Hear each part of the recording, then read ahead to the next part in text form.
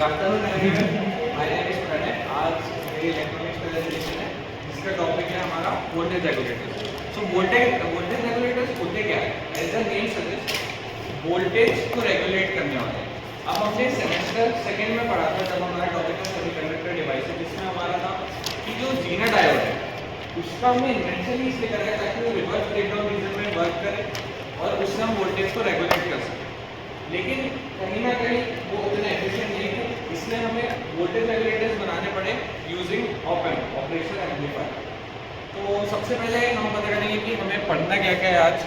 तो उसमें what are voltage regulators, types of voltage regulators, और 7, 8 एंड 7, 9 सीरीज जो कि टाइप्स में ही आता है, और उसके बाद हमारी LM317 की आउटपुट वोल्टेज इक्वेशन। इतना हमारा आज का टॉपिक है। अब सबसे पहले व्हाट आर वोल्टेज रेगुलेटर्स। तो voltage regulator are devices that provides constant output voltage regardless of the change in its input voltage.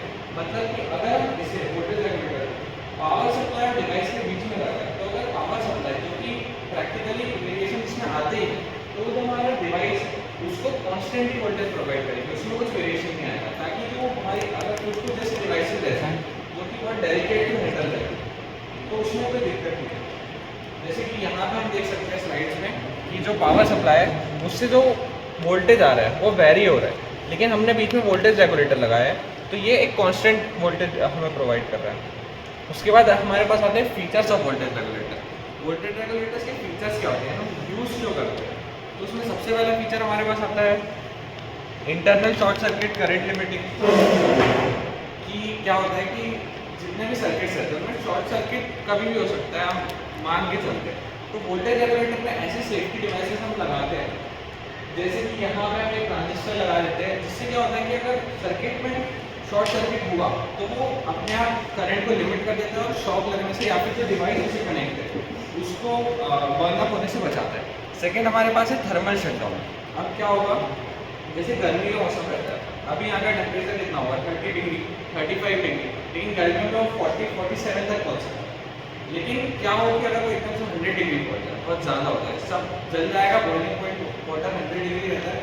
तो अगर और हमने ये पढ़ा है कि सेमीकंडक्टर या फिर कोई भी इलेक्ट्रॉनिक डिवाइस की सबसे बड़ी दुश्मन होती है हीट। तो अगर बहुत ज़्यादा टेम्परेचर हो गया एकदम से तो जो हमारे डिवाइस है एफिशिएंटली वर्क नहीं कर पाएंगे और उससे हमारे डिवाइस को भी नुकसान होगा और पहले हमारे वोल्टेज रेगुलेटर का जो सर्किट है उसमें भी नुकसान होगा। तो क्या होता है कि जब बहुत ज़्यादा टेम्परेचर राइज हो जाता है तो ये अपने आप को थर्मल शटडाउन कर देता है, मतलब वो आउटपुट वोल्टेज देना ही बंद कर देता है ताकि हमें कि करोड़ों की डिवाइसेज वो बच सके। नेक्स्ट हमें देखने को मिलता है प्रोग्रामेबल रिलेटिव इनएक्सपेंसिव। बाकी जो वोल्टेज रेगुलेटर्स रहते हैं उनसे ये सस्ते रहते हैं। और नेक्स्ट हमारे पास है प्रोग्रामेबल आउटपुट, यानी कि हम इनका जो आउटपुट है वोल्टेज रेगुलेटर्स है इन्हें हम प्रोग्राम कर सकते हैं कि हमें कैसा आउटपुट चाहिए। उसके बाद करंट एंड वोल्टेज बूस्टिंग में भी यूज़ हो सकते हैं। अब जैसे यहाँ पे आपको जो सर्किट देखने को मिल रहा है इसमें वोल्टेज रेगुलेटर्स की 3 पिन हमारे पास दी हुई है। फर्स्ट पिन पे हमारा V इनपुट, सेकेंड पे हमारा ग्राउंड और थर्ड पे हमारा आउटपुट। अब इन दोनों के बीच में हमको 2 कैपेसिटर्स देखने को मिल रहे हैं जिसे हम CI और CO भी कह सकते हैं। वो इसमें है CI मतलब इनपुट कैपेसिटर, वो हम तभी यूज़ करते हैं जब हमारी पावर सप्लाई और वोल्टेज रेगुलेटर बहुत ज़्यादा डिस्टेंस पे हो, तो फिल्टर आउट करने के लिए हम इनपुट कैपेसिटर लगाते हैं और आउटपुट कैपेसिटर हम लगाते हैं ताकि हमें आउटपुट पे ट्रांजिएंट रिस्पॉन्स अच्छा मिले। उसके बाद अब जैसे हमने देखा कि यहाँ पे वोल्टेज रेगुलेटर इनने एक बॉक्स में बता दिया है, हमें उसके आगे कुछ नहीं पता। तो वो बॉक्स के अंदर होता क्या है, वो यहाँ पे आपको ये वोल्टेज रेगुलेटर का सर्किट डायग्राम है। इसमें हमें देखने को मिलता है सबसे पहले यहाँ से हम इनपुट देते हैं, यहाँ पे एक रेजिस्टर हमने लगाया हुआ है, यहाँ पे एक जीना डायोड है। जीना डायोड का तो हमारा काम रहता है वो होता है रिवर्स ब्रेकडाउन रीजन में वर्क करने। उसके बाद जो जीना डायोड का जो वोल्टेज है जिसे हम VZ भी कह सकते हैं, वही एक ऑप एम्प जो है उसके नॉन इन्वर्टिंग एंड में जा रहा है और ऑप एम्प का जो इन्वर्टिंग एंड वो उसको हमने यहाँ लाया और इसके थ्रू 2 रजिस्टर्स हमने अटैच करें R1 एंड R2, जिसको हम रिलेटिवली हाई रखेंगे RL पे। वो क्यों रखेंगे वो मैं आपको बाद में बताऊंगा। उसके बाद जो हमारा ऑप एम्प है उसका जो आउटपुट है वो हमारा जा रहा है ट्रांजिस्टर में। ये जो ट्रांजिस्टर है 3 टाइप के कॉन्फ़िगरेशन होते हैं कोई भी ट्रांजिस्टर में, common base, common collector and common emitter. इसमें हमने कॉमन कलेक्टर या एमिटर फॉलोअर कॉन्फ़िगरेशन यूज करी है, जिसका हमें ये फायदा है कि हम इसमें बेस करंट के थ्रू हम इसका एमिटर करंट कंट्रोल कर सकते हैं। फिर यहाँ से एमिटर करंट आएगा। अब यहाँ पे हम R1 और R2 को रिलेटिव चालू है ना, R1 और R2 को हम रिलेटिवली हाई रखेंगे RL से, क्योंकि हम चाहते हैं कि जो IE करंट हमारा आ रहा है यही करंट हमारा आउटपुट करंट है, क्योंकि हम सबको पता है कि जो करंट है वो लीस्ट रेजिस्टेंस वाली बात फॉलो करता है। तो वो करंट ये ब्रांच में आना चाहिए, डायरेक्ट हमें आउटपुट में मिलना चाहिए, इसलिए हमने इसका रेजिस्टेंस बहुत हाई रखा। अब सबसे इंपॉर्टेंट जो मैंने आपको बताया कि डेफिनेशन क्या है, कांस्टेंट वोल्टेज प्रोवाइड करना regardless of the change in input voltage. तो क्या होगा कि अगर हम इनपुट वोल्टेज चेंज करें, फॉर एग्जांपल हम मान लेते हैं कि यहाँ से जो हमने VZ इनपुट दिया है ये अगर बढ़ जाए तो क्या होगा, सबसे पहले VZ बढ़ेगा। अब एक ऑप एम्प का गेन क्या होता है, ऑप एम्प का गेन हम कैसे निकालते हैं, A equals to output by input, तो V आउटपुट क्या हो जाएगा, A इनटू V इनपुट। अब जो गेन है इस ऑप एम्प का वो हम कांस्टेंट रखते हैं। अब अगर हमने इनपुट बढ़ाया तो हमारा आउटपुट भी बढ़ना चाहिए, V आउट। अगर हमने VZ बढ़ाया, अब इसमें लेकिन जो V इनपुट रहता है वो हमारा होता है VID, ठीक है। और VID क्या होता है, नॉन इनवर्टिंग माइनस इनवर्टिंग। तो नॉन इनवर्टिंग क्या है यहाँ पे VZ, और इनवर्टिंग क्या है V1। तो अगर हमारा V1 की वैल्यू बढ़ाएंगे तो VID बढ़ेगी कि कम होगी, क्या फिर से बोलोगे? यहाँ पे आई कैप क्यों लिखा है, क्यों ये आई कैप क्यों लिख रहा है? अरे VZ के बाद क्या है ये? अरे ये बढ़ाया है, ये ऐसा बढ़ाया है, सॉरी ठीक है। तो VZ की वैल्यू अगर हम बढ़ाते हैं तो VID जो कि VZ माइनस है इसकी वैल्यू बढ़ेगी या कम होगी, बढ़ जाएगी। बढ़ जाएगी। तो हमारी VID की वैल्यू बढ़ेगी तो मतलब हमारा V आउट भी बढ़ जाएगा, क्योंकि गेन हमारा कांस्टेंट है। V आउट अगर हमारा बढ़ा तो V आउट हमारा बढ़ रहा है, मतलब क्या कि हमने इनपुट वोल्टेज बढ़ाया और आउटपुट वोल्टेज भी बढ़ रहा है, लेकिन ये तो काम ही नहीं है वोल्टेज रेगुलेटर का। वोल्टेज रेगुलेटर का तो काम है कि इनपुट बढ़े या कम बढ़े, आउटपुट उसका कांस्टेंट होना चाहिए। अब यहीं पे हमारा ये ब्रांच काम करेगा।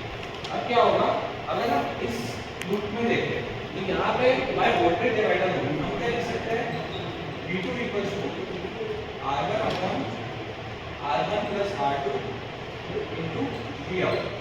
अब जब V आउट बढ़ रहा है और ये वैल्यू कांस्टेंट है, ये फिक्स्ड रेजिस्टेंस है, तो V2 भी हमारा बढ़ना चाहिए। अब जब हमारा V2 बढ़ेगा, देखो सबसे पहले स्टार्टिंग से VZ बढ़ाया तो VID बढ़ा, VID बढ़ा तो V आउट बढ़ा, V आउट के बढ़ने से हमारा V1, V आउट के बढ़ने से हमारा V1 भी बढ़ जाएगा। अब स्टार्टिंग पे जो हमारा VID वो क्या VZ माइनस V1, तो हमने बढ़ाया VZ भी है, VZ के कारण हमारा रिएक्शन हुआ, उसके कारण हमारा V1 भी बढ़ गया, तो हमारा नेट चेंज कितना होगा 0। तो मतलब हमारा जो V आउट है वो वापस से कम हो जाएगा, जो कि बेसिक हम वोल्टेज रेगुलेटर यूज इसलिए करेंगे। उसके बाद नेक्स्ट हम आएंगे types of voltage regulator. Voltage regulators के कितने टाइप्स होते हैं इसमें ये डाउट है कि रेगुलेट कर कैसे रहा है, मुझे समझ नहीं आया वोल्टेज को। वोल्टेज को रेगुलेट कर कैसे रहा है, चेंज तो कुछ हुआ ही नहीं, तुमने बढ़ाया वही वापस रेगुलेट वोल्टेज रेगुलेटर का असल में वो रेगुलेटर में मतलब उसकी डेफिनेशन अपनी ये है कि वो एक कांस्टेंट वोल्टेज प्रोवाइड करेगा regardless of the change in its input voltage, ये उसकी डेफिनेशन है। इनपुट में अगर अपने AC लिया, AC अपना वेरी करता है, बाद में वो कांस्टेंट हो जाएगा। कांस्टेंट ही मतलब जैसे AC के साथ हम ये ले रहे हैं इनपुट, हाँ, तो आउटपुट में भी हम ये लेंगे। अगर ये ऐसा ऐसा तो फिर बाद में तो फिर आउटपुट में तो वेरी कर रहा है ना, फिर कांस्टेंट कैसे नहीं, आउटपुट का वेरी करता है। V आउट है बताया ना, अगर हमारा VZ बढ़ेगा V आउट बढ़ेगा, V आउट के बढ़ने से V1 बढ़ेगा, और फिर वो वापस आके इसको वापस बराबर कर देगा। मतलब एक बार करने जितना इनपुट दे दिया वो आउटपुट पे आता रहेगा। हाँ, इनपुट कितने वो बढ़े अपन कितने फिक्स कर सकते हैं। अपन ने जैसे यहाँ जीरो डायोड लगाया, तो जीरो डायोड हमने क्यों लगाया, क्योंकि हमें यहाँ वोल्टेज ड्रॉप चाहिए। अगर हम यहाँ PN जंक्शन डायोड लगाते हैं तो वो काम ही नहीं करता, करंट को पास ही नहीं हो जाएगा। तो हम ये जीरो डायोड करें जिसको हम वोल्टेज रेगुलेटर की तरह यूज कर सकते हैं, इससे हम इसकी रेंज चेंज कर सकते हैं, इसके स्पेसिफिक आउटपुट्स करते हैं, जो कि मतलब आगे मैं बताऊंगा, ठीक है। उसके बाद टाइप्स ऑफ वोल्टेज रेगुलेटर्स में हमारे पास दो टाइप्स आते हैं, एक होते हैं फिक्स्ड वोल्टेज रेगुलेटर्स, एक होते हैं variable voltage regulator. Fix voltage regulators वो होते हैं जिनका हम आउटपुट चेंज नहीं कर सकते, जैसे कि नाम भी है। उसमें भी दो टाइप के आते हैं, एक होते हैं पॉजिटिव वोल्टेज रेगुलेटर, एक होते हैं नेगेटिव वोल्टेज रेगुलेटर। पॉजिटिव जिनका आउटपुट हमें पॉजिटिव वोल्टेज देता है प्लस में, और नेगेटिव जिनका माइनस में रहता है। अब जो पॉजिटिव रहते हैं उनको हम 7-8 सीरीज कहते हैं। 7-8 क्यों कहते हैं? क्योंकि हमें उसे डिनोट करना है, उसके ऐसे कोई नाम देना है। लेकिन हम 7-8 और x को लगाया है, क्योंकि 7-8 जो है ये हमें डिनोट करता है कि वो फिक्स वोल्टेज रेगुलेटर है पॉजिटिव पोलैरिटी का। और ये जो x है इसमें अगर जैसे फ्यूचर्स में नंबर भी आएंगे, फ्यूचर्स में जैसे आगे आप देखोगे कि इसमें नंबर भी आएंगे, तो उससे उसका क्या सिग्निफिकेंस है? ये x है, यहाँ पे कोई और नंबर भी आ सकते हैं। ये सिर्फ रिपीट करने के लिए एक सीरीज का नाम है, वो आगे हमें पता चलेगा। उसके बाद नेक्स्ट हमें देखने को मिलते हैं वेरिएबल वोल्टेज रेगुलेटर्स, जिसका नाम जैसे सजेस्ट करता है कि उसे हम चेंज कर सकते हैं, उसका आउटपुट हम अपने हिसाब से चेंज कर सकते हैं। उसमें भी दो टाइप के होते हैं, पॉजिटिव और नेगेटिव। उसके पॉजिटिव जो रहते हैं उसे हम कहते हैं LM317, और उसमें नेगेटिव आउटपुट वाले जो रहते हैं उसे हम कहते हैं LM337। उसके बाद नेक्स्ट हमारे पास आता है प्रॉपर ऑपरेशन। अब प्रॉपर ऑपरेशन क्या होता है कि कोई भी अपैरेटस, कोई भी चीज़ को हमें यूज़ करना है, तो यूज़ करने के पहले हमें पता रहना चाहिए कि हम किस तरीके से उसे यूज़ करें ताकि हमें उसका सबसे एफिशिएंटली आउटपुट मिल सके, सबसे एफिशिएंट आउटपुट मिल सके। उसमें सबसे पहले हमारे पास आता है कि common ground between the input and output voltage. मतलब हमें इनपुट वोल्टेज भी मिल रहा है, आउटपुट वोल्टेज हमें मिल रहा है, उनके बीच में हमें कॉमन ग्राउंड करना पड़ेगा। अब हमें ये क्यों करना पड़ेगा? ताकि जो दोनों वोल्टेज हैं उनका रेफरेंस पॉइंट सेम हो, जिससे कि सर्किट की सेफ्टी बढ़े। देन नेक्स्ट हमारे पास है ड्रॉप आउट वोल्टेज। ये सबसे इंपॉर्टेंट है। ड्रॉप आउट वोल्टेज क्या होता है? जैसे हमें सपोज करो हमें आउटपुट पे 5 वोल्ट चाहिए। अब हमें सर्किट को एफिशिएंटली वर्क कराने के लिए मिनिमम इनपुट वोल्टेज 7 वोल्ट देना पड़ेगा, जिससे कि क्या होगा, Vin माइनस Vout हमारा 2 वोल्ट होना चाहिए। और इसी को हम ड्रॉप आउट वोल्टेज कहते हैं। ये अलग अलग सर्किट्स में रहता है, और voltage regulator drop out voltage 52 volt, इसके कम में जो काम करेगा बट एफिशिएंटली नहीं करेगा। लेकिन अगर 5 वोल्ट से हम इसमें 7 से 6 कर सकते हैं, 7 से 5 कर सकते हैं, 5 से भी कम कर देते हैं तो कुछ काम ही नहीं करेगा। लेकिन मिनिमम हमें 7 देना है ताकि सर्किट एफिशिएंटली वर्क कर सके। उसके बाद नेक्स्ट है हमारा इनपुट कैपेसिटर और आउटपुट कैपेसिटर, जिसका मैंने आपको बता दिया था कि इनपुट कैपेसिटर हम लगाएंगे फॉर फिल्ट्रेशन अगर पावर सप्लाई और वोल्टेज रेगुलेटर दूर है, और आउटपुट कैपेसिटर हम लगाएंगे और गुड ट्रांजिएंट रिस्पॉन्स। नेक्स्ट हमारे पास है 7-8 सीरीज। इसमें जो ये है सीरीज पूरी बनी हुई है, जैसे इसमें लिखा हुआ है 7805, 7806, तो ये है क्या? अब अपन कोई आईसी है, जैसे ये आईसी है,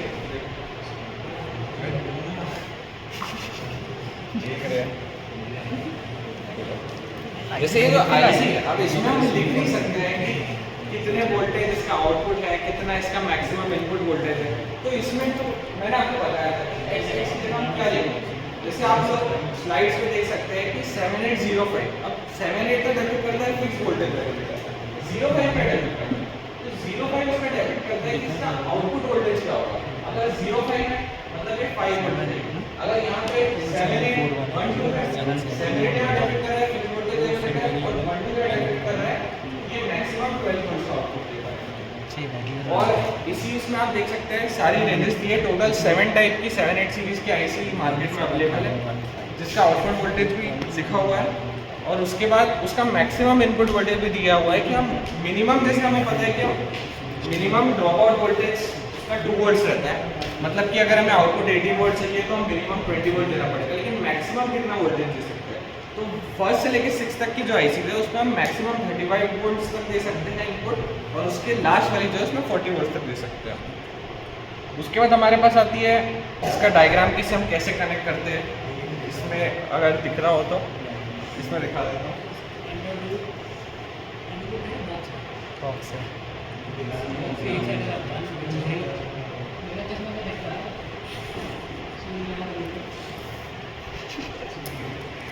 इसमें 3 पे होती है, 3 टर्मिनल डिवाइस है। फर्स्ट पे इनपुट देंगे, सेकंड पे ग्राउंड रहेगा, और थर्ड का आउटपुट रहेगा। ये इसका प्रिंट डायग्राम है। 7-8 7 दोनों का प्रिंट डायग्राम सेम रहेगा। और उसमें जैसे इसमें जो पिन नंबर 1 इसको हम देंगे इनपुट, पिन नंबर 2 को हम कर देंगे ग्राउंड, और पिन नंबर 3 को हम कर देंगे आउटपुट। 7-9 सीरीज में बताऊंगा अब सबसे पहले आप सबसे मेरा क्वेश्चन है कि जैसे आप लोगों के पास आईसी है तो इसमें ये जो है ऊपर आपको दिख रहा होगा वो क्यों है, उसका यूज क्या है, क्यों लगाया है हमने? नहीं, हीट सिंक है। Heat sink. तो ये जो, क्योंकि हमें पता है कि इलेक्ट्रॉनिक डिवाइस की सबसे बड़ी दुश्मन हीट ही रहती है, तो हीट को अच्छे से सिंक करना वही हमारा मोटिव है। उसके बाद हमारे पास आते हैं 7-9 सीरीज। 7-9 सीरीज वो होते हैं जो नेगेटिव हमें वोल्टेज प्रोवाइड करते हैं। इसके 11 टाइप के आईसी अवेलेबल है मार्केट में, उनका भी सेम यही है। अगर 7-9-1-2 लिखा है जैसे, तो इसका मैक्सिमम आउटपुट वोल्टेज कितना होगा? -12। ऐसे ही रेफर करते हैं इसको, इसकी पूरी सीरीज का टेबल है, इसमें भी मैक्सिमम इनपुट वोल्टेज -35 है और लास्ट वाली में -40 है। उसके बाद नेक्स्ट हमारे पास है परफॉर्मेंस पैरामीटर्स। परफॉर्मेंस पैरामीटर्स मतलब कि हम किन पैरामीटर्स में वोल्टेज रेगुलेटर्स को मतलब मानते हैं कि ये सही है। सबसे पहले हमारा आता है लाइन रेगुलेशन। लाइन रेगुलेशन क्या होता है कि इनपुट जो वोल्टेज है उसकी लाइन वोल्टेज कितना भी चेंज हो, आउटपुट जो वोल्टेज है, आउटपुट लाइन वोल्टेज उसको कांस्टेंट रहेगा। सेकेंड हमारा है लोड रेगुलेशन, यानी कि जो लोड है वो अगर चेंज भी हो तो भी वो कांस्टेंट वोल्टेज ही प्रोवाइड करेगा, लोड में भी वेरिएशन आते हैं। थर्ड हमारा है temperature stability. As the name depicts, temperature stability मतलब कि अगर 30 डिग्रीज पे है तो भी वो सेम काम करेगा, 30 से 32, 35, 37 भी होगा तो भी वो स्टेबल रहेगा, एकदम से शट डाउन नहीं होगा। लास्ट है रिपल रिजेक्शन। अब रिपल रिजेक्शन से पहले हमें पता होना चाहिए कि रिपल्स क्या होता है। रिपल्स होते हैं स्मॉल वेव्स और फ्रीक्वेंसी जो एकदम से कभी बढ़ जाते हैं, एकदम से कम हो जाते हैं, जिन्हें हम नॉइज भी कहते हैं। तो ये रिपल रिजेक्शन इनका अच्छा रहता है परफॉर्मेंस पैरामीटर में। नेक्स्ट हमारे पास आते हैं drawbacks of fixed voltage regulators. अब हमें बताइए हमारे पास वेरिएबल वोल्टेज रेगुलेटर्स है तो क्यों है? क्योंकि हमें फिक्स्ड वोल्टेज रेगुलेटर में ऐसी कोई चीज़ नहीं मिली होगी जो हमें वेरिएबल में मिली। तो ड्रॉबैक्स क्या है? सबसे पहला ड्रॉबैक्स तो इसका यही है कि मतलब फिक्स वोल्टेज रेगुलेटर मतलब हमें फिक्स ही आउटपुट मिलेगा। तो सपोज करो कि मैंने एक डिवाइस खरीदा और मैंने साथ में वोल्टेज रेगुलेटर भी खरीदा। मान लो मेरा जो वो डिवाइस था उसका मेरे को इनपुट चाहिए था 5 वोल्ट। अब मेरा 5 वोल्ट का वोल्टेज रेगुलेटर था फिक्स, लेकिन अगर मान लो मैंने फ्यूचर में डिवाइस चेंज करा तो मेरे को एक और वोल्टेज रेगुलेटर चेंज करना पड़ेगा, क्योंकि जो मैं नया डिवाइस लाऊंगा उसकी 7 वोल्ट रहेगी तो मेरे को एक और खरीदना पड़ेगा। तो उससे क्या होगा? प्रोडक्शन कॉस्ट भी इंक्रीज होगी क्योंकि ज़्यादा से ज़्यादा इन्वेंट्री रखनी पड़ेगी और एक्सपेंसिव भी पड़ेगा। उसके बाद कि हम एडवांटेजेस क्या है एडजस्टेबल वोल्टेज रेगुलेटर्स के, उसमें सबसे पहले है कि single device satisfy many voltage requirements. एक ही हम डिवाइस खरीदेंगे वोल्टेज रेगुलेटर, कितने भी नए नए डिवाइस लाओ एक ही को हम प्रोग्राम चेंज कर सकते हैं with the help of rheostat. Next better line and load regulation. Next improve overload protection and allows greater output current. उसके बाद हमारा है आउटपुट वोल्टेज इक्वेशन। देख अब जो अपनी 7-9 सीरीज थी ये हमारी हो गई है 7-8 सीरीज हो गई। अब जो वेरिएबल है इसमें जो LM317 है बहुत इंपॉर्टेंट आईसी होती है। इसकी इक्वेशन होती है आउटपुट वोल्टेज इक्वेशन। अब जैसे कि ये नेम हमें बता रहा है कि जो आउटपुट वोल्टेज है उससे रिलेटेड ही कोई अपनी इक्वेशन है, उसके सबसे पहले हमें सर्किट डायग्राम बनाना पड़ेगा। तो इसके लिए ये हम ड्रॉ करते हैं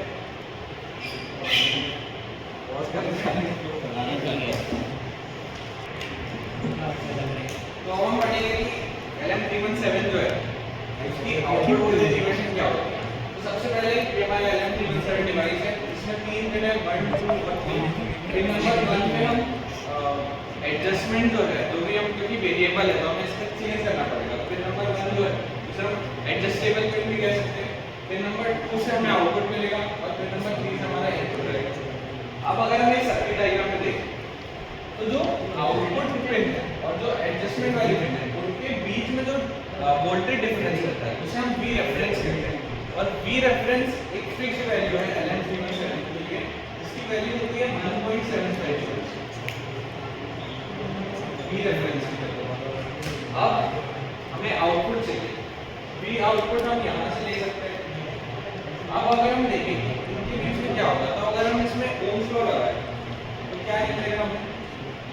सबसे पहले यहाँ देखिए I1 यहाँ से आ रहा है R1 के थ्रू, I एडजस्टमेंट आ रहा है यहाँ से, तो यहाँ पे दोनों ऐड हो जाएंगे भाई किरचॉफ करेंगे तो यहाँ पे क्या हो जाएगा भाई I1 प्लस I8। अब अगर इतने इसमें क्योंकि हम आउटपुट वोल्टेज नहीं से लेंगे, अगर हम इतने में भाई किरचॉफ लॉ करेंगे तो V आउटपुट क्या होगा, I1 R1 plus I1 plus I8 into R2, जिसमें R2 हमारा रियोस्टेट या पोटेंशियोमीटर है, मतलब वेरिएबल रेजिस्टेंस। अब इसमें I1 को क्या लिख सकते हैं, V रेफरेंस, क्योंकि हमें पता है by Ohm's law V equals to IR होता है, तो I equals to V by R होता है, तो I1 को हम क्या लिख सकते हैं, V रेफरेंस अपॉन R1।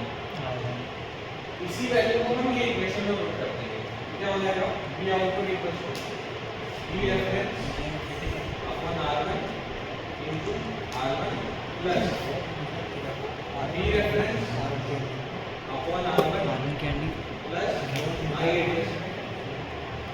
यहाँ इसको नोट के साइड की अब यहाँ पे R1 से R1 कैंसिल हो जाएगा, तो बस V रेफरेंस बचेगा, और यहाँ पे जो R2 है इसे हम मल्टीप्लाई कर देंगे दोनों से, तो क्या आएगा, V output equals to V reference plus R2 by R1 V reference plus R2 into I8। अब ये I एडजस्टमेंट की वैल्यू होती है, ये बहुत ज़्यादा कम होती है, मतलब I एडजस्टमेंट जो है उसकी वैल्यू होती है अप्रॉक्स 100 माइक्रोएम्पियर, जो कि इसके पर्सपेक्टिव में बहुत ज़्यादा कम है। तो ये जो टर्म है हम इसको नेग्लेक्ट भी कर सकते हैं, तो इससे फिर अगर हम इसको नेग्लेक्ट करके लिखें तो हमारी आउटपुट वोल्टेज आएगा, यहाँ से हम V रेफरेंस कॉमन ले लेंगे, V reference equals to 1 plus R2 upon R2, जिसमें कि हमारा V आउट आउटपुट वोल्टेज है, V रेफरेंस रेफरेंस वोल्टेज है जिसकी वैल्यू फिक्स्ड है 1.75 वोल्ट्स, और R1 की फिक्स्ड रेजिस्टेंस हमारा वो तो R2 है, वो है वेरिएबल रेजिस्टेंस, जिसके थ्रू कि हम इसका जो आउटपुट है उसे हम चेंज कर सकते हैं अपनी नीड के हिसाब से। हाँ, थैंक यू।